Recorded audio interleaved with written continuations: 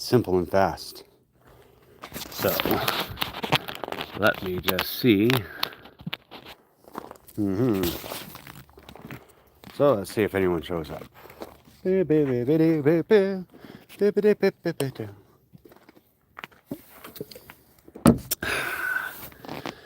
everyone? Where are you hiding? I know it's Sunday and it's afternoon, but come hang out with me. We'll wait for some people. Hey, Swoosh! Oh, I hear rain. Son of a boots. This is going to make things interesting. Heavy rain. Holy shoot. Heavy rain. Okay, we might have to chit-chat for a little bit before I show the window stuff because it's raining. Out of nowhere, the rain comes. Oh, my coffee. I got to save my coffee. Coffee in the rain. Save it. Ah!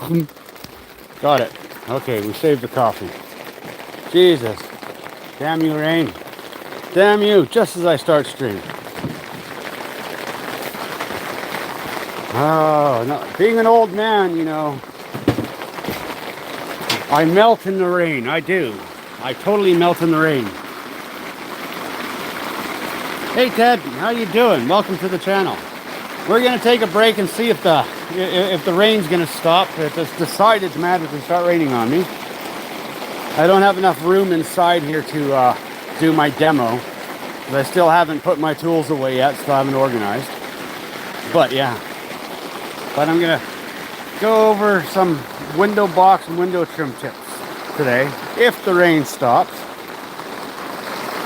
Hate the rain. Hate the rain. Taste the rain. Gonna make a run for the shed.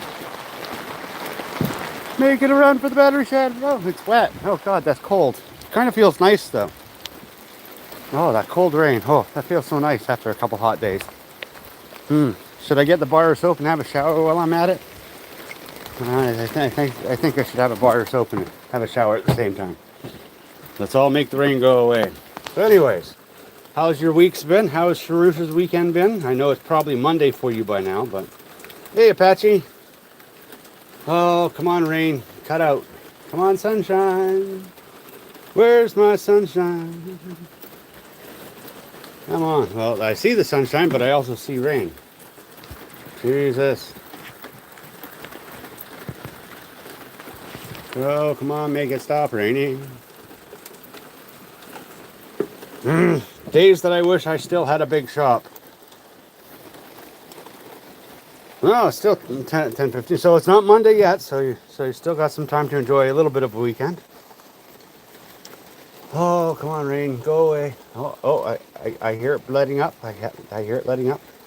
The bonus of living in a rainforest. When you want to do YouTube outside, guaranteed it's gonna rain.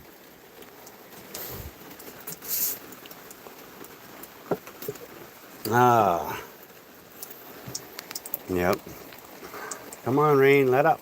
Let up, go away. Run away, rain. So, what has everyone been up to this weekend? What all have you guys been doing? Projects, camping, working? Tell me, do tell the old man what you have been doing. Let's have a chit chat while we wait for the rain to break down. I think it might let up. Come on. Oh, the sun's getting brighter. The sun's getting brighter. And the rain's starting to get quieter. Come on. No, it's still pitter-pattering. Ooh. Come on, please, don't do this to me. I want to have fun with my friends today. Come on, weather.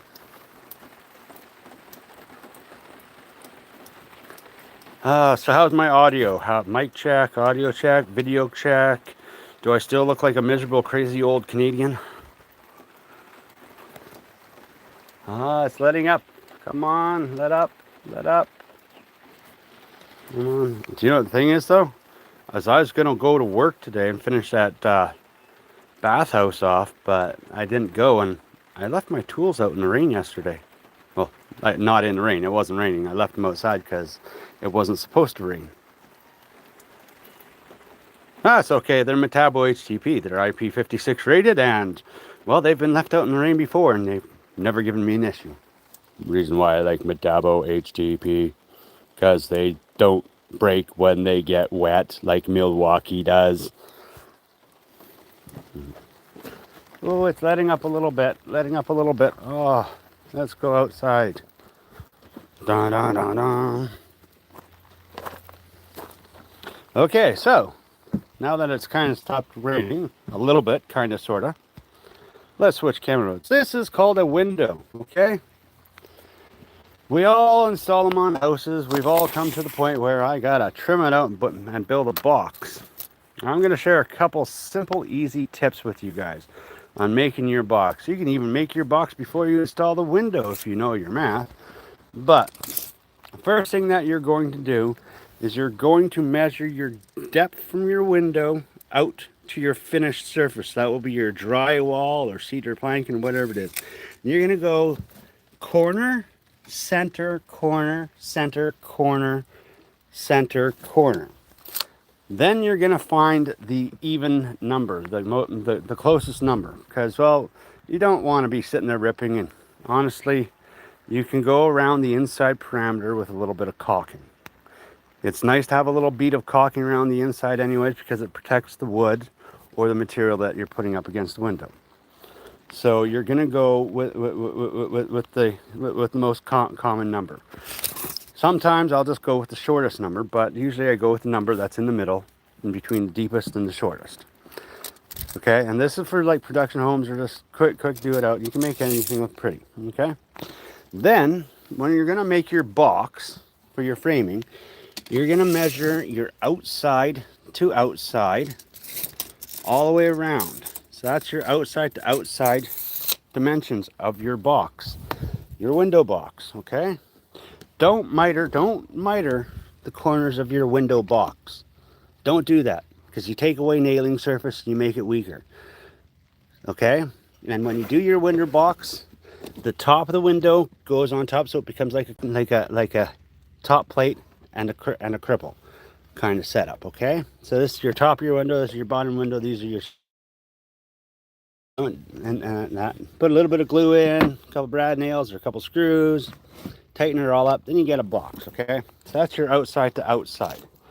Now what you're going to do is you're going to take a little scrap of your wood so you can line it up, and you're going to take your pencil and you're going to put it flush to the outside. You put a mark in this corner, a mark in this corner, and you're going to do that all the way around. So that way you know when you put your box in, that's where it's going to go, and it's going to be square to the window. Okay? Because your window should be installed level. If you haven't installed your window level, then you're a dumbass. Okay, so now you've got your window box made. You've measured out your window for your window box. Now you got to decide, do you want reveal or no reveal? Reveal, my friends, let me get my little sample here. Reveal is the amount of the box edge, this edge here, is reveal. So like that would be like a 1/4 inch reveal. That's 0 reveal.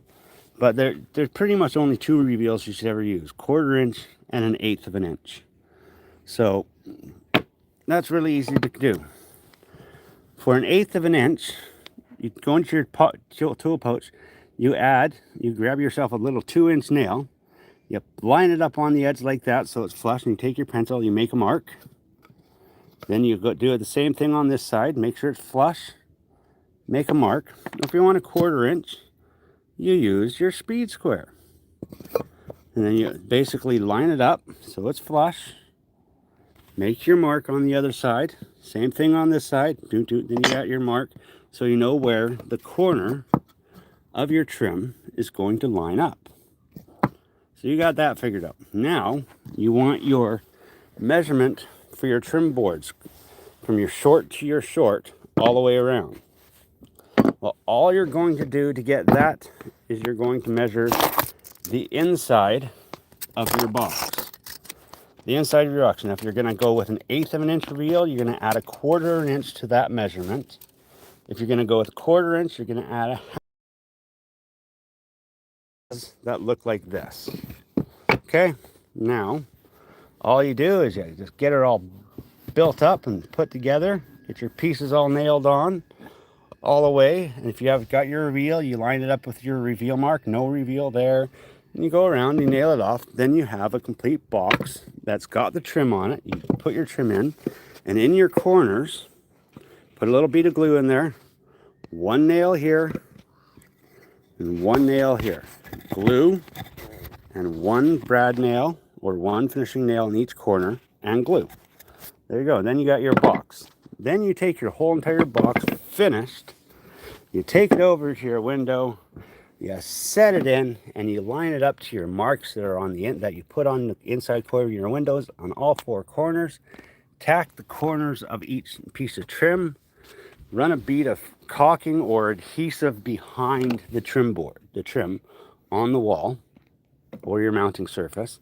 So that way you don't got to fill it full of nails. You just got to do a couple nails.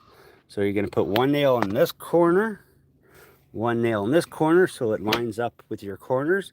Then you're going to check your reveal in the center, and then you're just going to put one nail in the center and let the glue that you put behind your trim hold it. So now you only have 3 holes per piece of trim board to fill. Less holes to fill, cleaner, easier job. There's a simple, fast, easy way to do windows. You should be able to slap out window boxes one pretty much every 10 minutes.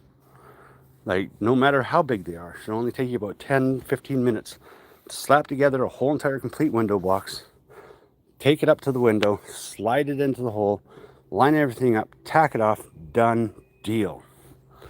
It's pretty simple, but that's the best and fastest way to build and frame in your windows. Don't do it piece by piece. Don't build your box and put it in and try to level it up and all that stuff with shims and that, and then go and cut your trim and put each piece of trim in one piece at a time. Build the whole entire thing in one go on a flat surface, and then just take it in to the house and install it.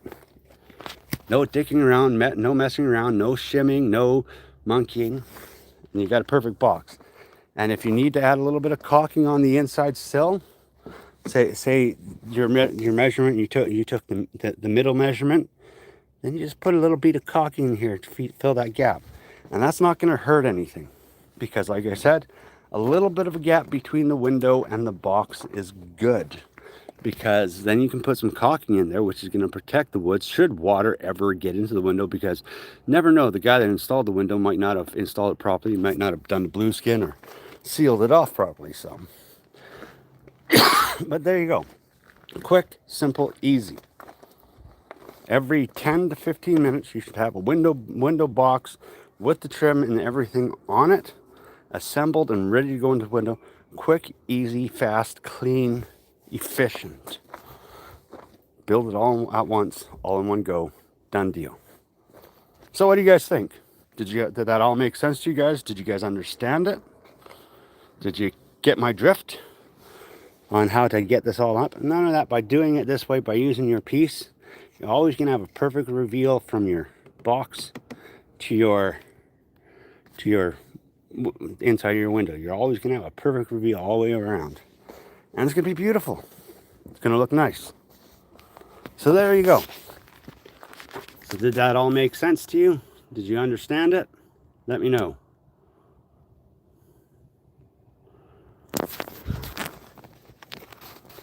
So there you go. Like I said, it wasn't going to be a long stream, a short stream, because while doing window boxes isn't a long stream thing, and it's not a long format thing.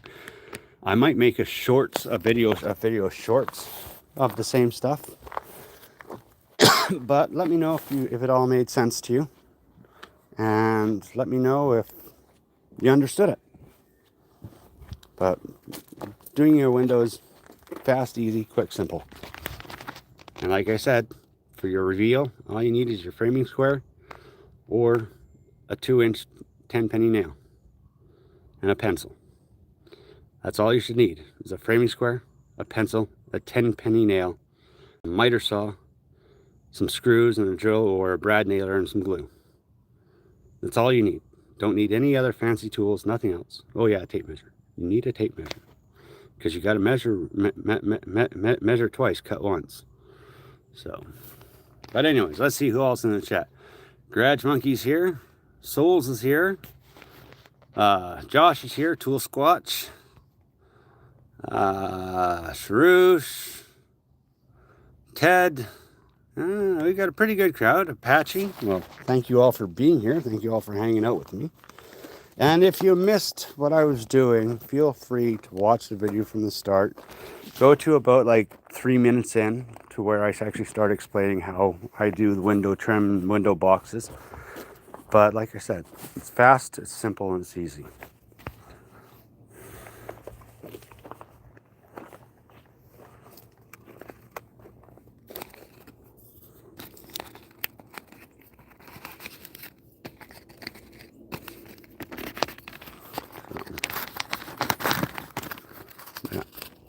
That's the fastest way to trim out your windows. After you got your drywall up and everything,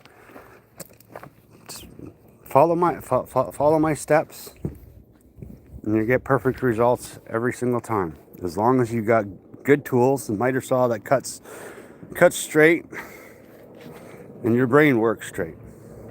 Simple, so very simple.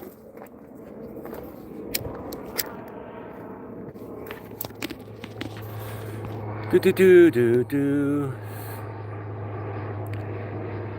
Hey, Otto.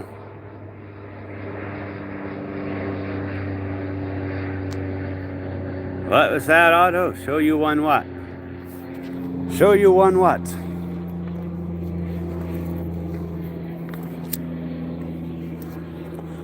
Show you one what? Show you one what? What you show us one sayer. I show you what? What do you want me to show you? The sky. Let me show you sky. There's a sky. There's a truck. There's a trailer. There's a tree. What do you want me to show you?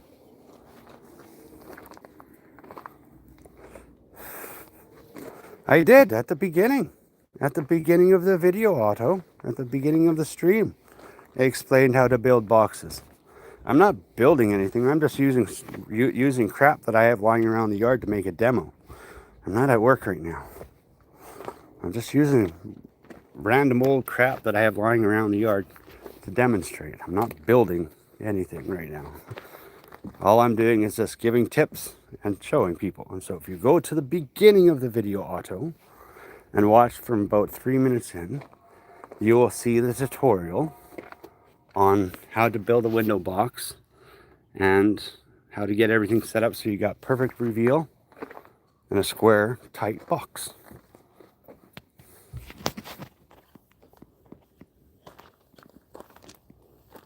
Well, then go back to the beginning of the video. Watch the video from the start.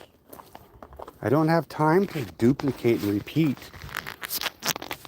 I just don't have time for that because it's not a long stream. I only have a little bit of time to hang out with you guys.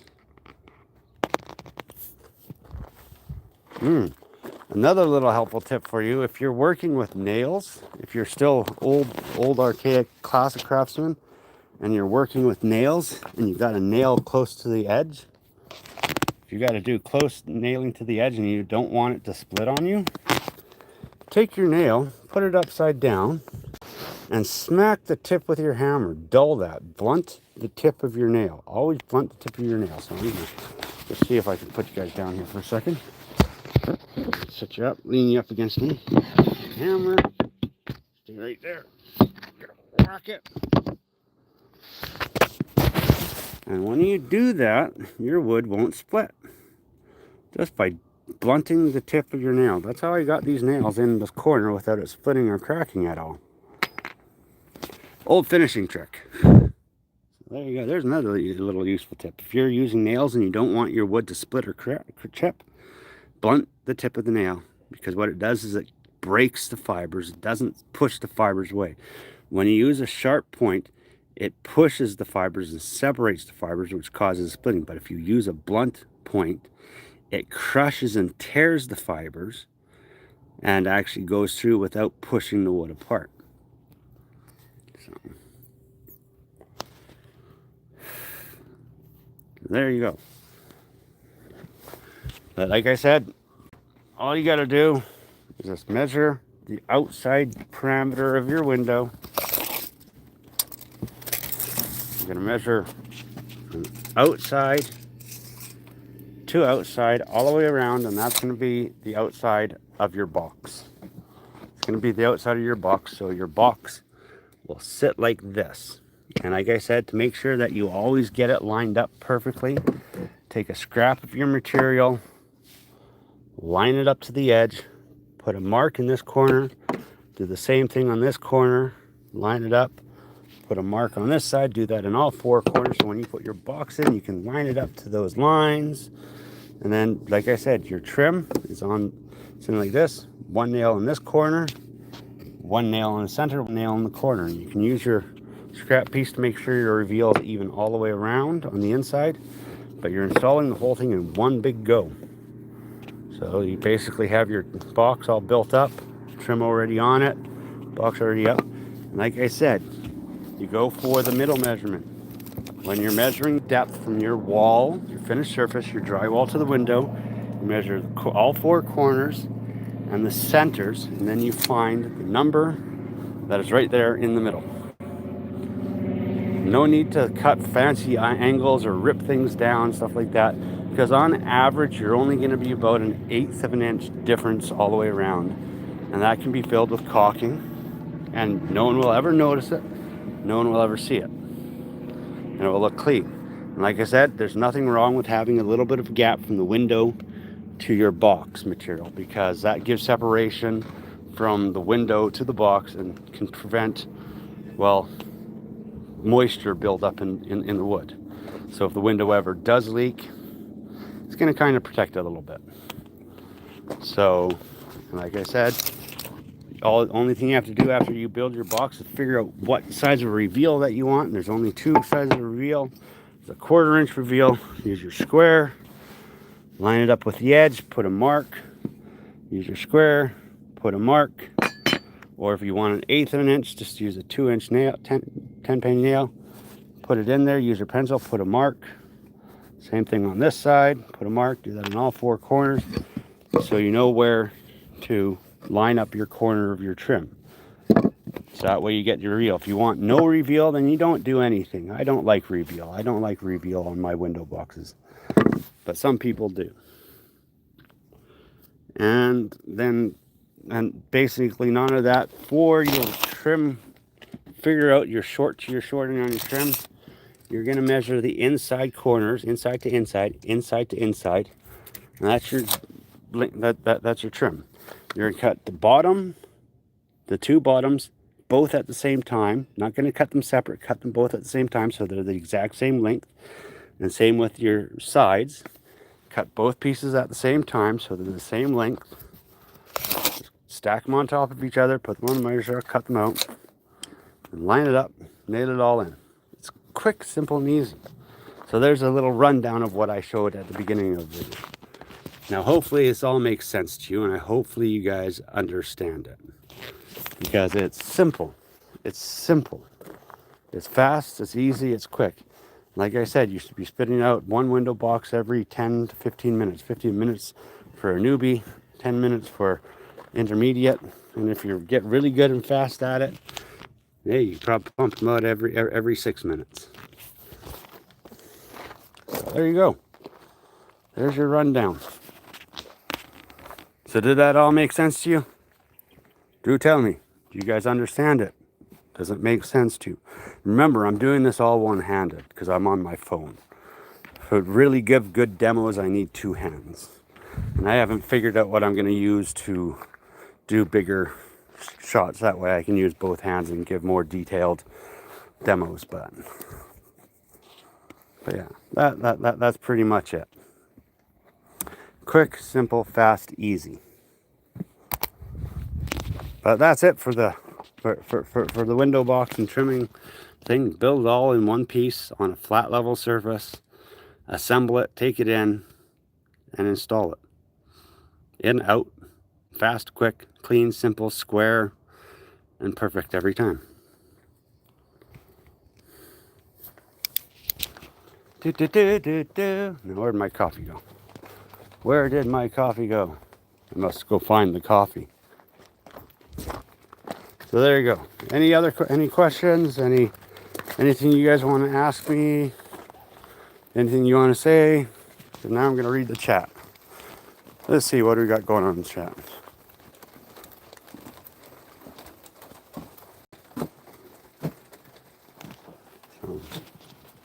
But I hopefully it all makes sense to you guys and you guys kind of understand, because like I said, I'm doing it on a phone one-handed. It's not the easiest task to do one-handed. Let's see. Oh, Jamie's here. Hey, Jamie. How you doing? Thanks for joining me. Light and Dark. Hello, Light and Dark. VR Gaming. Hello. Nice to see you. Thank you for being here. Thank you for joining. You want to see Bigfoot spanking the bear? Oh, I don't have my laptop and it's raining. My laptop's inside right now. If I had my laptop in front of me, I'd show you the bear getting its butt whooped. But unfortunately, I don't have that. Let's see what else. I'm reading the chats backwards right now. Let's see, 12 squat, Sharouche. Doo-doo. I don't know where Jonathan is. Sleeping probably. Or hiding in his papa's basement. I don't know.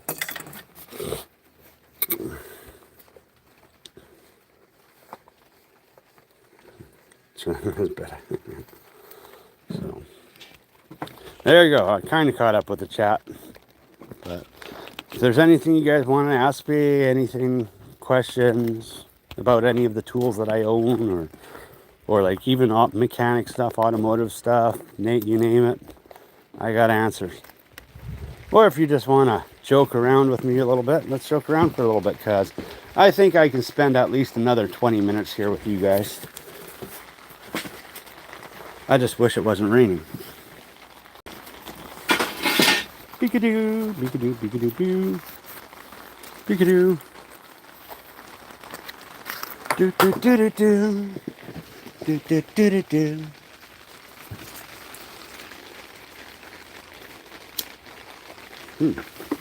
I did. I got a can of 3-in-1 something.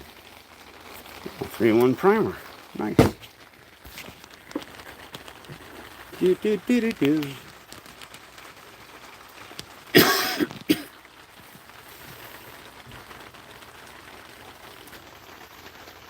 That's the latest on my truck, Jamie. No, I'm looking for a donor truck. I'm looking for a donor truck because I love my old diesel, and it's getting hard to find those old 6.5 diesels.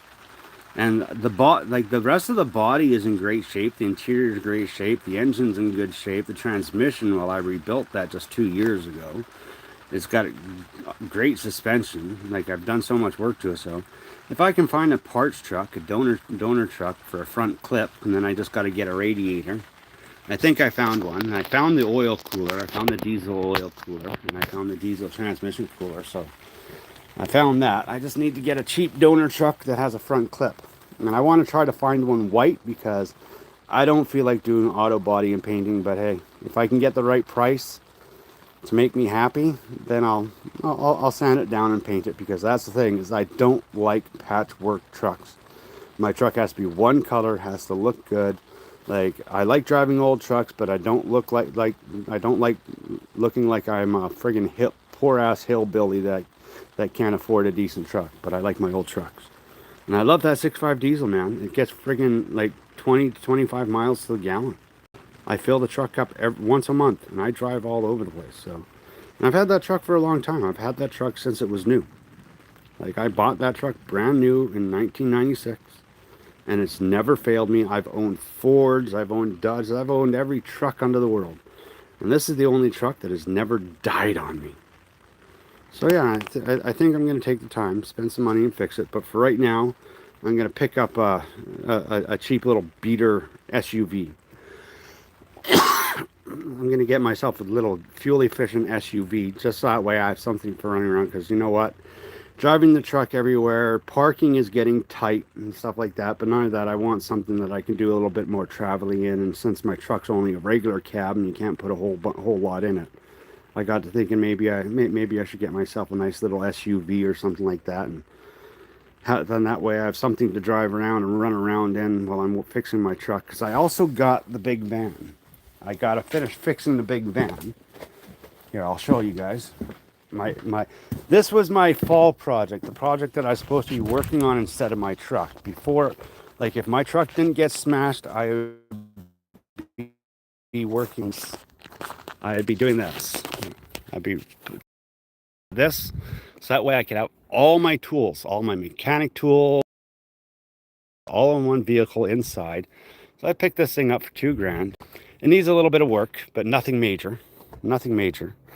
Like, I might just sink the money into this, but it's a tough one. I might put the money into the Nissan van first and then work on the truck next. But that's the thing, is I love my truck. I love having a truck. Because like this thing here, I can't go to the hardware store, pick up a shitload of wood. I can't pile a crap load of fence panels like my Chevy. I can put 1,000,000 fence panels in that thing. I can stack that thing to the tits. This, I can't do that. And this thing's going to be so full of tools, because about 50% of the tools that I own are going to be crammed into this thing and organized into this thing. So there's going to be no room for carrying stuff. So it's a tough one. Should I do my truck first, or should I do the van first? What do you guys think? Should I do the van first, or should I do the truck first? No. But I do want to get a little SUV, something that I can run around, go camping in, something to run way up to my gold claim. Just taking my truck up to the gold claim and stuff like that, and hauling camping gear and stuff like that. And it's big. So if I get myself a nice little 4x4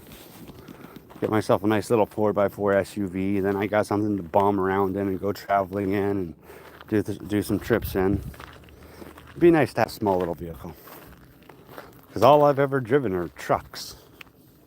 Like, the smallest truck is my Chevy. Everything else has been bigger, at 550s, friggin' 2 tons, 5 tons. It'd be nice to own something small for once. So there you go. Hopefully that answers your question. But yeah. But what do you guys think? Should I do the van first, or should I do the truck? Should I fix the van and get the van on the road and get all my tools in it and get it organized and set up, or should I fix my truck and do the truck first?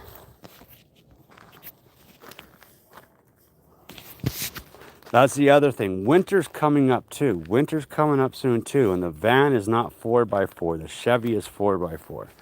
So like that's the thing. That's another thing to take in consideration. You know, having that 4x4, it's nice.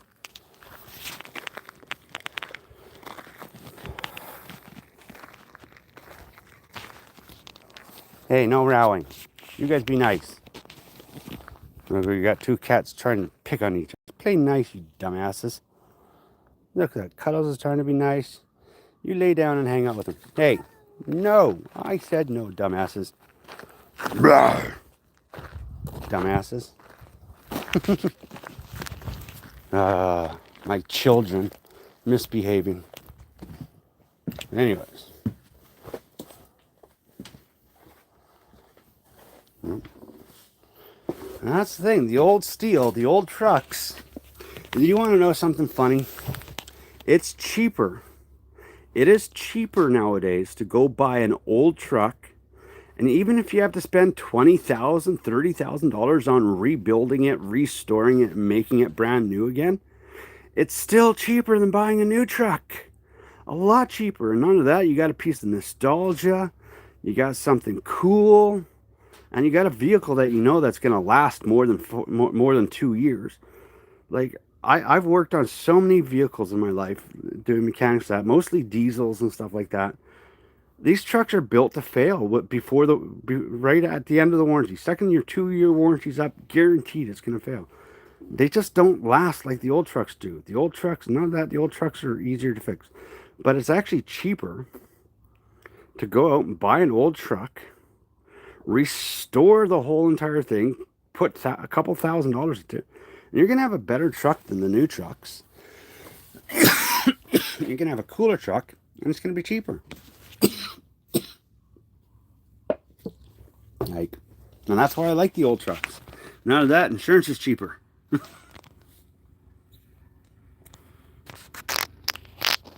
Let's see. Yeah, nothing beats those old ones. Yeah, 4x4 is an absolute necessity, mostly when you live in a winter climate zone and or in the bush. 100%. That is true, Jamie. You gotta have 4x4.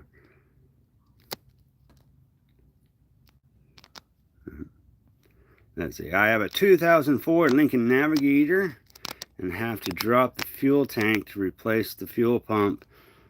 Pickup 2012 Acura, small. If you want small SUV. Actually, I've actually been looking. I've been eyeballing because I've worked on them so much. Like you guys have no clue. When it comes to Ford, I know everything that there's about Ford. When it comes to Chev, I know everything about Chevys. I've worked on them all. I know all the problems and issues. And actually, I've been eyeballing. I'm thinking of a Navigator, a Lincoln Navigator. There's a couple Lincoln Navigators. I know the issues that they have. I know the problems that they have, and I know how to catch them before they go wrong. And most of them are just electrical issues, nothing really major, nothing expensive, but they're nice vehicles. A 2004, maybe 2006 Lincoln Navigator. They're easy to work on. They're nice. Like, they're pretty solid. Like, I'm not really too big into the Japanese SUVs and stuff like that. If I was buying a car, I'd go with a Honda or a Toyota, but for an SUV, still gonna stick with American steel. Like, it's like I'll never buy a Dakota or a Dodge SUV. Friggin' Dodge is friggin' I hate Dodge. Friggin' god damn you, Dodge, I hate you. But no, I've been eyeballing a Lincoln Navigator, 2004, 2005ish. Don't need something new. I'm not gonna buy anything new because I want to keep most of my money for when I do actually finally retire. And I don't want to be shelling a big bucks. So, but no, they're good vehicles. They're really good vehicles. They're solid. Like, like even an older F-150 quad cab short box. That wouldn't be too bad either. An F-150 quad cab. Like the F-150s, they drive nice. They have nice interiors. They got good suspensions. They got a good chassis. There's some engine issues, but I know how to fix that. The cam phasers, I know how to do the cam phaser lockout, and I got the tuning and programming software to delete those cam phasers. Like literally, I do have the ability to do that. So I'm not worried about buying a Ford. I have every tool needed to work on the Ford. The parts are easy, and I know everything about them. So I'm not scared about buying Fords. And the F-150s, like I said, I know how to bulletproof them and that. Like something like that, not too bad. Chevys, I just don't. The small SUVs that Chevys have, the interiors. I don't like the interiors. I don't like. There's just a lot that I don't like about the design of them. Now an HHR, if I could find an HHR contractor edition with the barn doors on the back. Those things were ugly as fuck on the outside, but they were nice cars. Those HHRs. And they also used to have an all-wheel drive version. If I could find one of the all-wheel drive HHR contractor with barn doors and the tool storage, I would buy one of those in a heartbeat because they were solid little turds. Good little vehicles. But what are the chances? Zero pretty much. But yeah.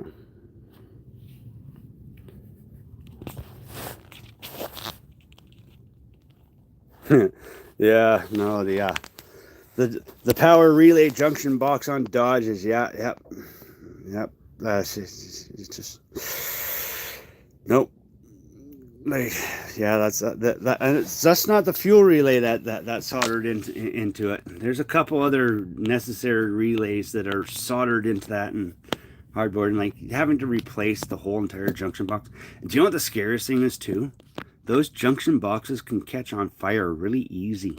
Really easy. I've seen quite a few of them catch on fire. Like, you know, it's horrible.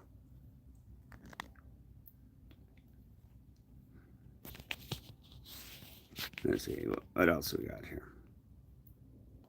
Ah, there you go. I'm back, people. Sorry about that. Internet connection went winky wonky because we got a fair going on and it interferes with the cell signals and stuff like that. Anyways, I'm back. Yeah, Tim, You don't really have to, because you can actually just do what I do with a lot of vehicles if the customer says yes and it's okay. Is I just use my hole saw, I drill a hole right over top of it, then I make a plate with a gasket that fits over top of it. There's always a way to do it, but it's really not that hard to drop a tank on a lot of vehicles. A lot of people think it's difficult. If you got a decent transmission jack, be it a floor crawler or one for a hoist, it's not that bad. Like, you have to do that with pretty much almost every vehicle. You got to drop the fuel tank. Like, you have the old trucks, you got to drop the fuel tank. Vans, some vans have a hole in them. Some vehicles have a hole in them. But you got to do it with every vehicle. It's just with almost every vehicle. But there's always a workaround. Now, the nice thing about pickup trucks, if your bolts aren't rusty, you can undo the 6 bolts that hold the box in and just lift the box up and just work on it there. But that's still a lot of work anyways. But yeah, it's just standard. It's like it's pretty much what it is on all vehicles, like vans, trucks, cars. Every year, you got to drop the tank. Like, that's like, it's just how it is. So yeah, I know my reception went on me because of the fair. We got a fair that's about like 5 kilometers away going on right now, but there's static interference that kind of messes up. So I had to turn my cell phone off and connect to the Starlink. So now I'm connected to the Starlink. Things should be good now.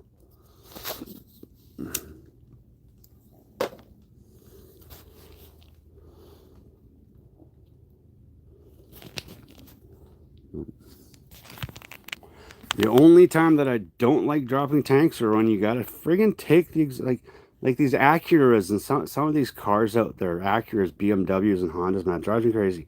They put the exhaust and everything. You got like what was it? There's I think it was a BMW X5. I think it was, and had to drop the whole, like, we had to drop the whole entire exhaust assembly, take the drive shafts off, dismantle, like, we had to dismantle half the bottom of the car to get to the fuel pump. I went to the customer and said, you know what? I know where the fuel pump sits in your vehicle. I can remove the padding from the back trunk. I can cut a hole right over top of it. Then I can make a nice plate with a gasket that will go right over top of it and just bolt right on, and it will seal up perfectly fine, and get to that pan get to that tank within 45 minutes. If we do it the other way, it's going to cost you $3,000. It's going to be painful. It's going to be a lot of work. So what do you want me to do? Do you want me to rip half your vehicle apart? Because that's the thing, when we start reassembling it, we got to pray that we don't find anything wrong or broken with the parts that we're taking off, and that it goes back together properly. Thankfully, the customer's like, yeah, do it. Because if it's going to make it easier, it makes it easier for the tech in the future, makes it easier for the people in the future that I got to work on. So they said, yeah, thankfully. So I took out the big ass hole saw, cut a hole in it, got to that pump, took care of it, done deal. But no, there's some vehicles out there, they make it too hard to work on. Like, that's the reason why I left the mechanic industry and came back to construction. Like, I've always had my construction going. I've had my hardwood flooring company going forever. But for the last couple of years, I've been back in mechanics, doing mechanics, because it was indoor. It was pretty gravy. Plus, I was teaching people and stuff like that. But as of recently, because, well, I've got to upgrade my scan tool softwares. I got to spend money on diagnostic softwares and programming and that. And it costs a lot of money, more money than what it's worth. And I'm not a big, massive shop, so it's a lot of overhead for an independent. So, and none of that. And I just started looking at the newer vehicles, going, "This is stupid. This is ridiculous." And I just got tired of it. And so I just went to, screw this. I'm going back to where life is easy. I'm going back to construction, like, where I don't have to worry about it. I don't need $60,000 in computers and that to do stuff. And EV, I want nothing to do with EV technology. So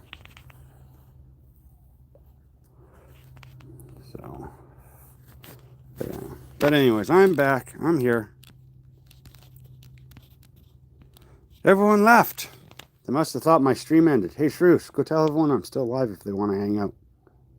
Go tell them that I'm all still live. No. Just had temporary internet issues. But yeah, it's if they want to hang out. Don't know, they might want to. But yeah, no. Like automotive for the future is going to be a nightmare. It's going to be an absolute nightmare. And I feel bad and I feel sorry for the future technicians and future mechanics because they don't get paid enough for the shit they put up with. Like honestly, they do not get paid enough for the shit they put up with. None of that, all the money they have to spend on their own tools and equipment because shops are cheap and lazy and ignorant and just stupid. So, like, I feel bad for automotive technicians and mechanics, I do. That's where I'm lucky. I technically, even though I'm an old fart, can never be unemployed. I got construction carpentry knowledge, I've got business knowledge, I've got mechanic knowledge, welding, fabricating, millwright, like there's always work for me. So yeah.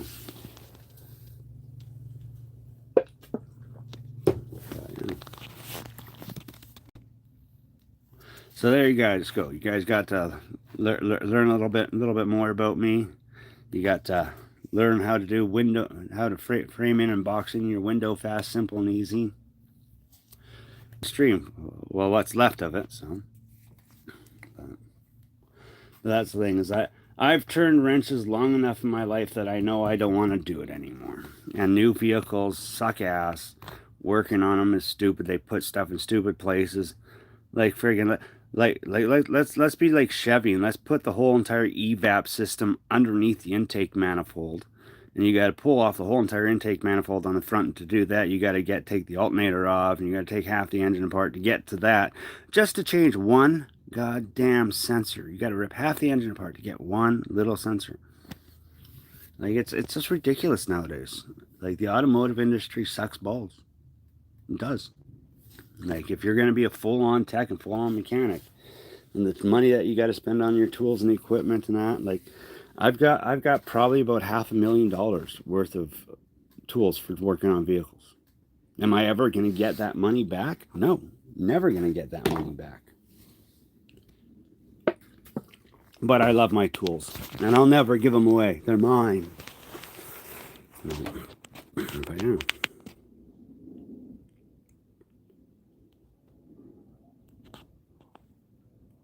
Talk a little about nailers. You want to know about nailers? Well, nailers are, they shoot nails. You keep your hands, rule of thumb when using a nailer, keep your hand at least 8 inches away from the tip. So that way it's not going to bite you. And watch what you're doing. Keep your body in line. Here, let's see if I can find my framing nailer. Let's see. There's the coil nailer. There's my coil nailer. Got the coil nailer here. That'll work. Keep your tool in line with your shoulder. Your nailer in line shoulder, arm straight. Okay, arm straight all the time. So that way, when you're coming back, it's always in a straight line. Notice that? I'm always in a straight line. Always in a straight line. Arm straight, parallel. Straighten your arm out. Don't bend your elbow. Don't curl up into a little ball. Stand up and go. And if you're nailing walls together, hold your nailer like this, okay? Hold your nailer like this so you can just bump, bump, bump, bump, bump. But always keep your arm straight. Because if your arm is straight and in line with your shoulders, when you're nailing down your sheet, going forward and backwards, you're always going straight. You're always going to hit that stud. You're always going to hit that stud. So there's the coily nailer. Let's see if I can find my framing nailer. Let's go over to the old Chevy. I think the framing nailer's in the Chevy. Yeah, there it is. There's the framing nailer. We got one here. There's the framing nailer. Ah, the Metabo with the extended magazine. I can't believe it took them Took them 5 years. 5 years to come out with an extended magazine. Milwaukee, the first year that they came out with their nailer, they had an extended magazine. Need the extended magazine, man. Need that. But yeah. But like I said, arms straight. Always keep your arms straight and in line with your shoulder. So when you're nailing, don't curl them, don't bend your arm, don't twist your wrist or anything stupid like that. Really simple. So yeah, I love that nailer. I got the Gen 2. It's at the job site. The Gen 2 is like a pound lighter and twice as powerful. Like this thing sinks the nails into the LVLs. The new one, if you got your depth set too deep, it goes almost through the LVL. The Gen 2, if you're going to buy a Metabo nailer, buy the Gen 2. These ones are on sale. They're cheap. They're awesome nailers. They're friggin' awesome nails. Last you a lifetime. They rarely ever break down. You can get a tool to refill the air yourself, so that way you don't have to pay for it if it ever gets low. Mine's never gotten low because I take proper care of it. But bang for dollar. Bang for dollar. IP56. You can use it in the rain. You can use it in the snow. You can't use the Milwaukee in the rain. You can't use the Milwaukee in the snow because water gets in there, friggin' screws up, and it's toast, and they won't warranty it. They won't warranty water damage. This thing here, these guys don't care.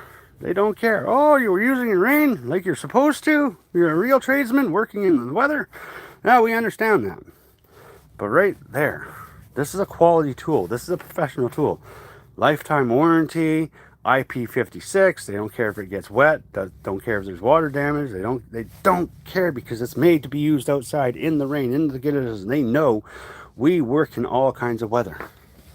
So they build their tools for it. But the Gen 2, when I get back to the job, I'll bring it home and I'll show you the Gen 2. But the Gen 2, friggin' lighter, more powerful. It's a nice friggin' tool. The only thing that I don't like is I'm gonna see if it works. I have a theory that the extended magazine from the Gen 1 will fit on the Gen 2. It's a theory. Don't know yet because they don't have an extended magazine for the Gen 2 yet. But I'm going to give it a try. I'm going to take this one off and I'm going to try to see if it fits on the Gen 2. But the Gen 2, oh, it's a beautiful tool. And it's affordable. You get tool, 2 batteries, and a charger for the price of the Milwaukee bare tool. For the price of the Milwaukee bare tool, you get a hell of an awesome nailer with 2 batteries and a charger. And it's awesome. And like if you okay with the extra pound of weight, get the Gen 1. Save yourself a couple of extra dollars when they're on sale and when they're on clearance and that. But if you want a profession, if you want to step up and you want a great nailer, get the Gen 2. Trust me, awesome. These Gen 2 nailers and Gen 2 drive systems on their nailers, like this is a Gen 2 motor with a Gen 2 drive system. Friggin' nice tool. This is not the best. I will actually say the Milwaukee is better for one reason. Its nail rate is faster. And it's about a quarter of a pound lighter. And the tip for the siding for the Milwaukee, Metabo's got a new tip that they will send you for free. That is like the Milwaukee's, that actually fits into the tabs. That's the one thing that I like about the Milwaukee when you're using it for siding. Their siding tip actually fits in the tab, so you're not having to line it up. You just stick it in there and fire. Stick it in there and fire. Metabo's made a new tip that they will send you for free if you already own the tool. That does the same thing, but it's pretty much got the exact same power. It doesn't have the same fire rate, but honestly, you don't need super fast fire rate. You want fast fire rate, go airless. If you want to do 1,000 nails per minute, go with air. Get the old hose out. But for cordless, for the price of the Milwaukee bare tool, you get the second best nailer on the market. You get 2 batteries. You get the drill. But the one thing that makes this better than Milwaukee, it's a lifetime warranty. It's IP56 rated. It can be used in the rain. It can be used in the snow. It's not going to hurt it. It's built better and it's tougher. It's about quarter of a pound heavier than the Milwaukee, but I love this tool better for the reason that it's IP rated. It's made for professionals. It's made for commercial use. It's made to be used in all weather. Its firing rate is more than fast enough for me because I'm 61 years old, so I'm not gonna friggin' shingle a roof in friggin' 20 minutes. Okay, I can't do that stuff anymore. Yeah, Metabo nailers are cat's meow to me. Okay, yeah. So hopefully that helps you out there, Shrews. Talk a little about nailers. Let's see, what do we got? Let's go back. Okay, what gauge is that nailer? Which nailer? Which nailer? This is a framing nailer. This is a coil roofing and siding nailer. So gauge doesn't matter. I don't have their, I've ordered the Gen 2 15 gauge angle finishing nailer. It should be here early next month because it's coming from New Zealand actually. So I got the Gen 2 finishing nailer, 15 gauge finishing nailer. I've ordered the Gen 2 16 gauge straight nailer, and I've also ordered the new 18 gauge compact from them because, like I said, I'm getting rid of all my Milwaukee 18 volt.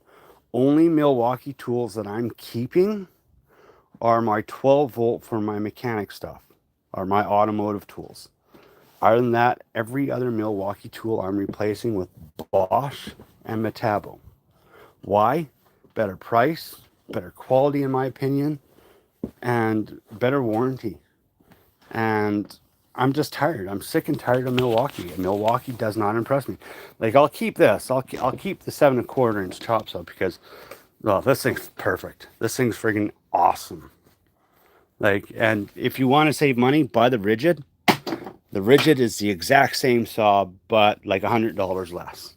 So if you want a 7.25 inch chop saw, buy this one or buy the Ridgid. Buy the Ridgid because it's got a better warranty.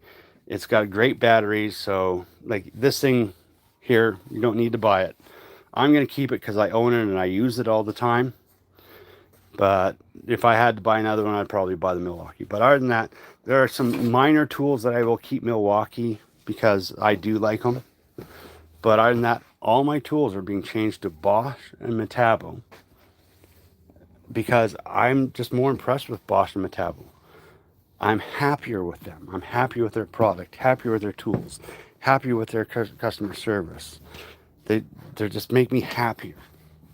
And they're good quality tools, and they're powerful, they're efficient, they're professional grade.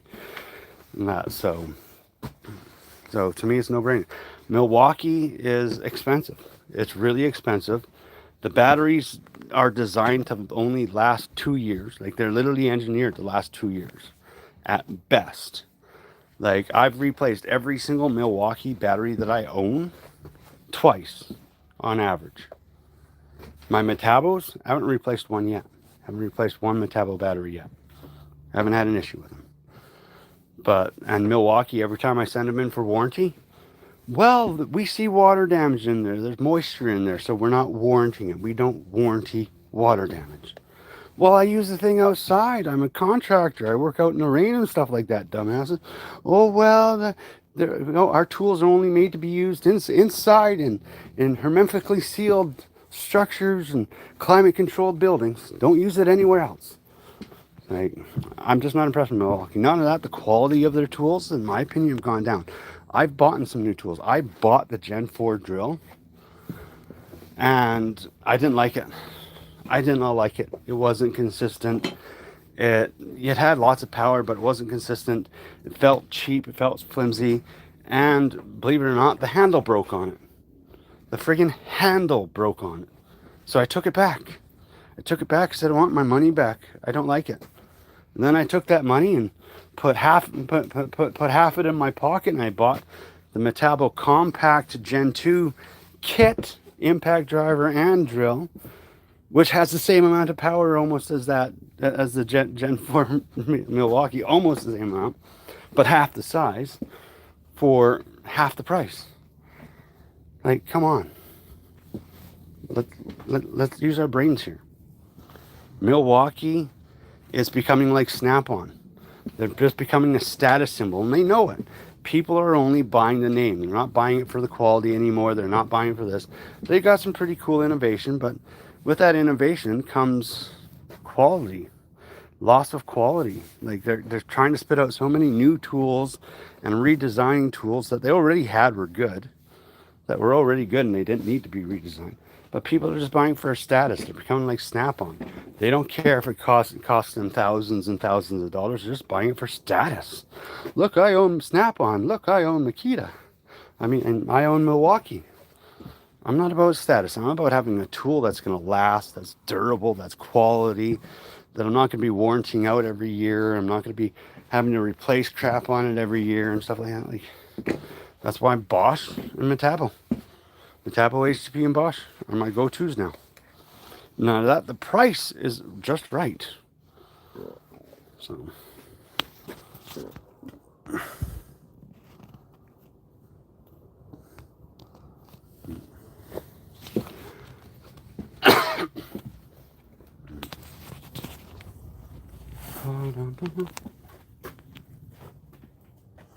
Are you sure, Apache, are you sure your 7 1/4 Bosch is dual bevel? Because I've never seen Bosch manufacture a 7 1/4 inch dual bevel. Their 7 1/4 inch, the only one that I've ever seen is 45 to the left and 15 to the right. It's not a full true dual bevel like the Milwaukee and the Ridgid is. The Milwaukee and Ridgid will do 50 left, 50 right. It's got equal left and right, but the only one that I know that Bosch makes is 50 to the left and 15 to the right. It's not a true bevel. It's like the DeWalt, it's like the Craftsman. That's why I didn't buy it. That's why I didn't buy that one. Because when I was looking for a small compact 7 1/4, I looked at them all. Even like I would have went with the Metabo HPT, but the thing was $1,000. But it's a friggin' nice saw. That little 7 1/4. When it comes to 7 1/4 inch saws, it's equal to a fine, a Festool. It's equal to a Festool. Like it's freaking awesome, but it's not worth $1,000 to me. But yeah, I looked at every single one, and at the time Milwaukee was the only one. Then 1 year later, Ridgid came out with the same saw for half the price, which pissed me off. But there's only like 3 brands that make a true dual bevel, which is 50 to both sides or 45 both sides. So that was a single. Yeah, that's the thing. And that's why I didn't buy it. I don't like single bevel. Okay, like for some people it will work, for DIYers in the garage and that will work, but I like the option of having dual bevels. So. But I know the Bosch is a really good saw. It's a real nice saw. It's got decent dust collection. It has a lot of pros to it, and it's worth buying. Like the Bosch is worth buying. The DeWalt, the DeWalt's okay. But yeah. But the Bosch is worth buying if you can live with single bevel. But that's the thing is, to me, it's the dual bevel that was to make it or break it for me. Like, and not only that, at the time I was heavy into the Milwaukee platform, which is changing. Yeah.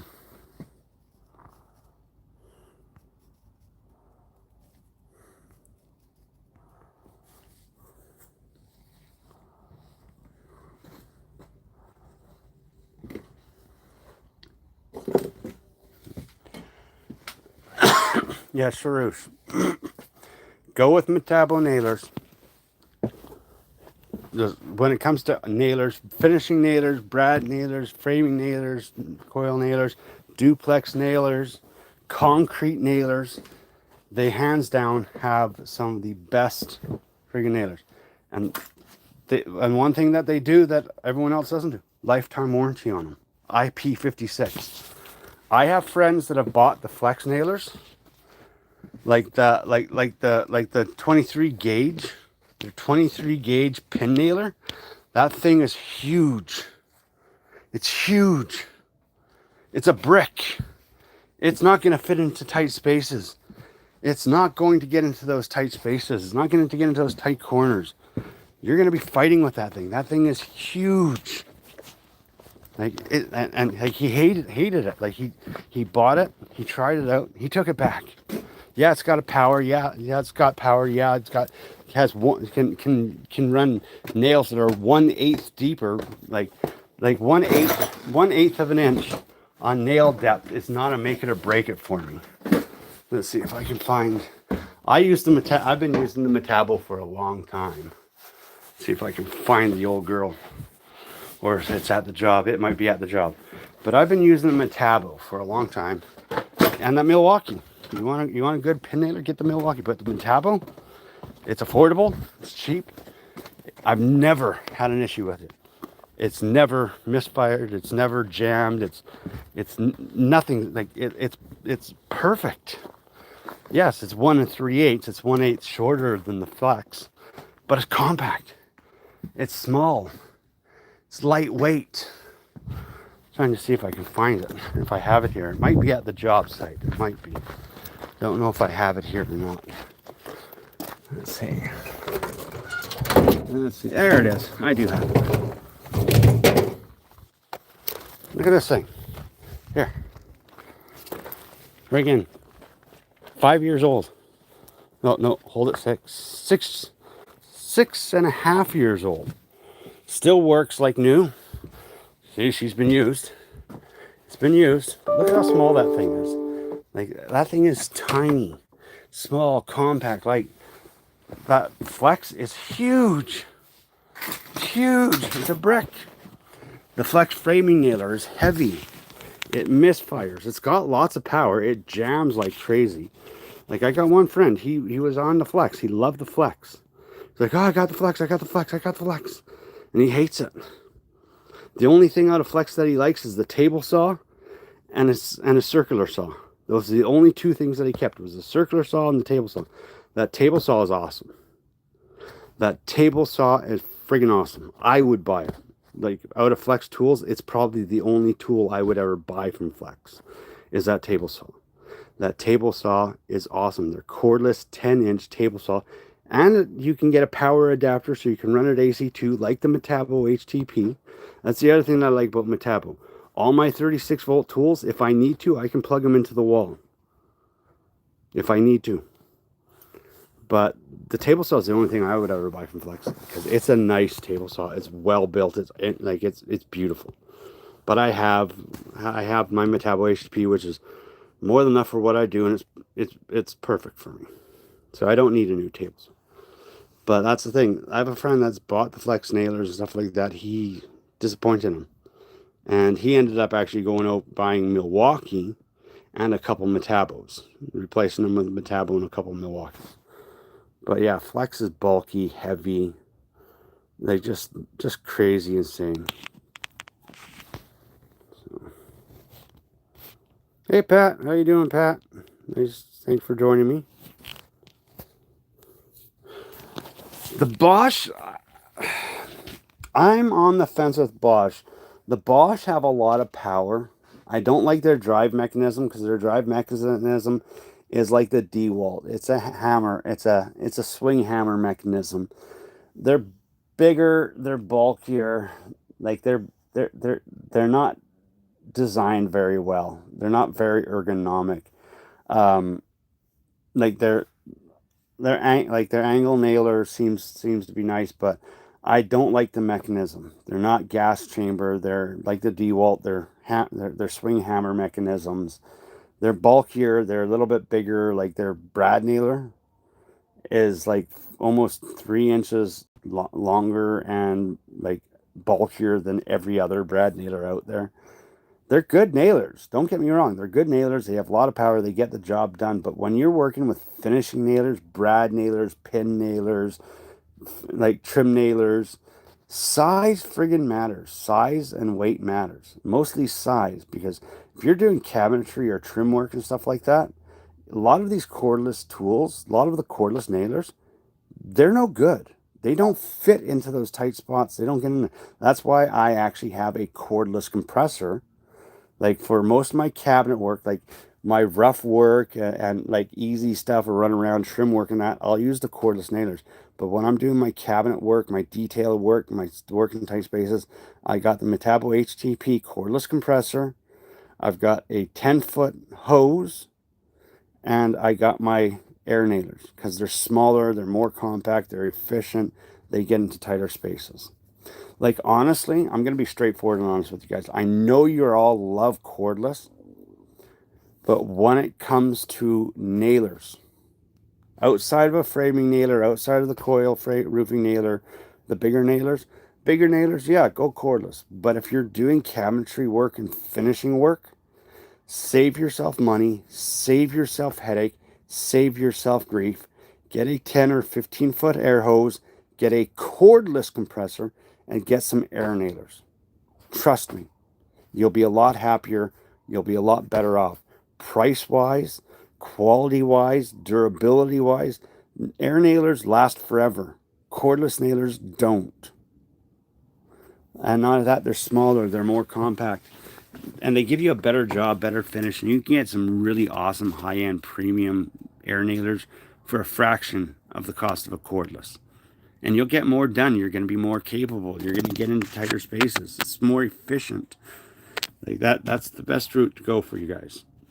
Don't be spending a crap load of money on cordless nailers only to end up having to do what I do and go get an air nailer because it's the only thing that fits in the hole. Go with the air nailer and a cordless compressor. Then that way you don't have to worry about having to run out and buy a cordless nailer. You're already on and it technically makes the tool cordless, you know, because you're using a cordless compressor. So,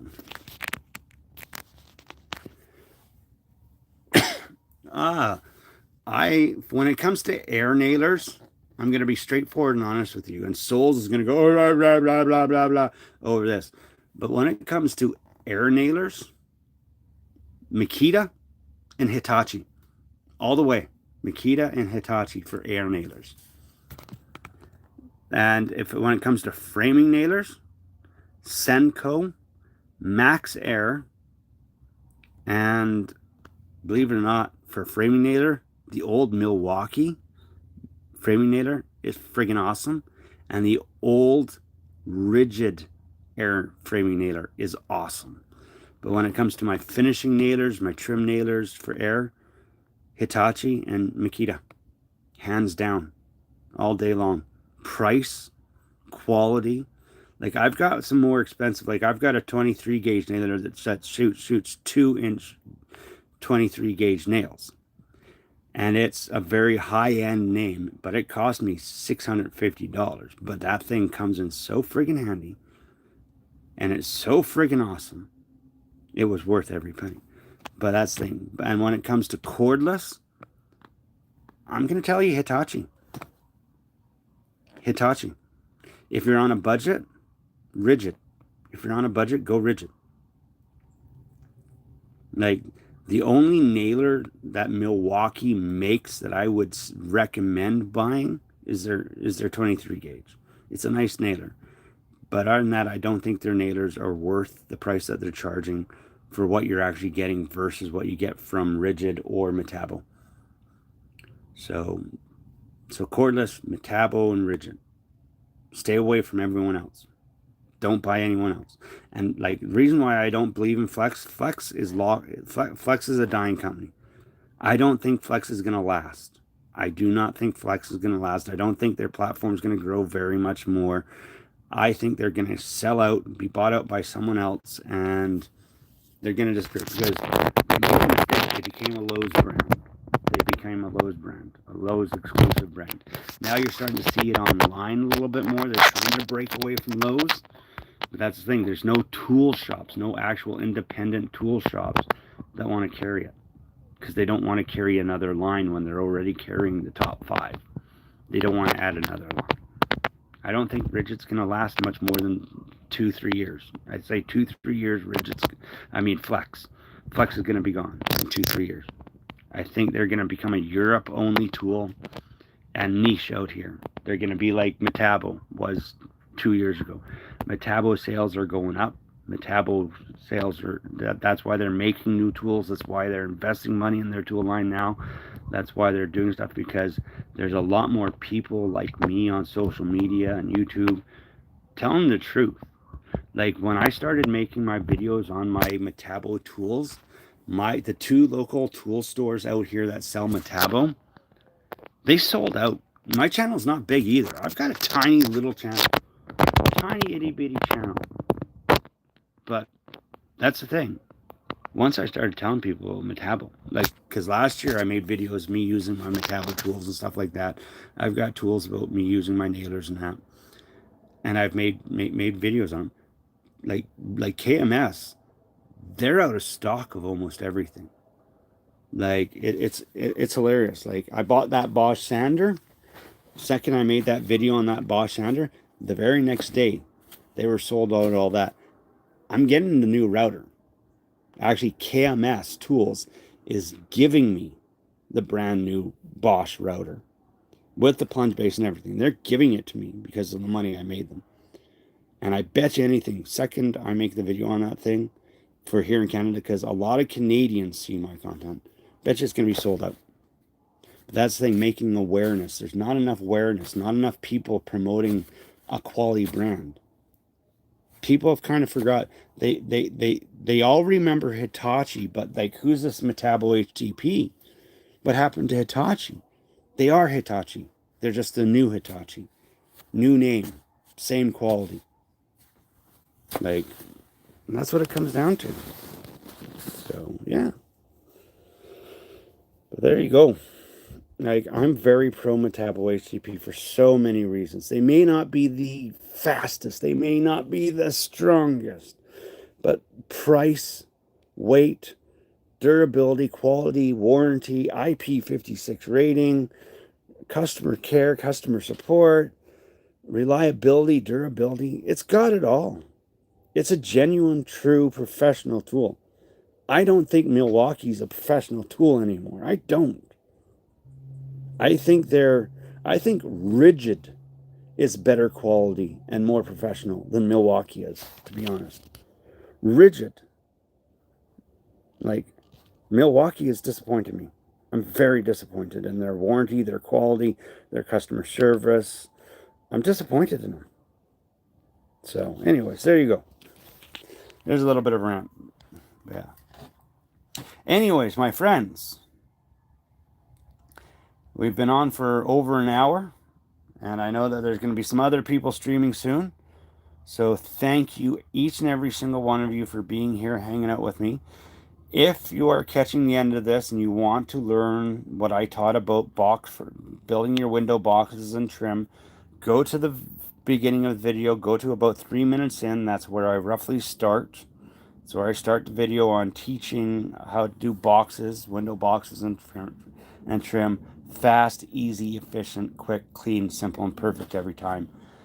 So give that a check out. I will make a short video or another video, just a video explaining it when I get a better camera set up where I can use both hands, and I will actually go through and build a window box for an actual window on a house with you guys. But yeah, check out the start of the video, go back to the beginning.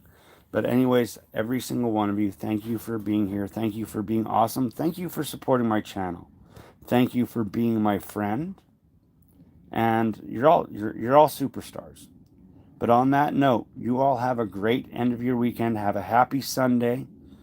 And hopefully the weather's good for you. And have a great next week. And I'll catch you later.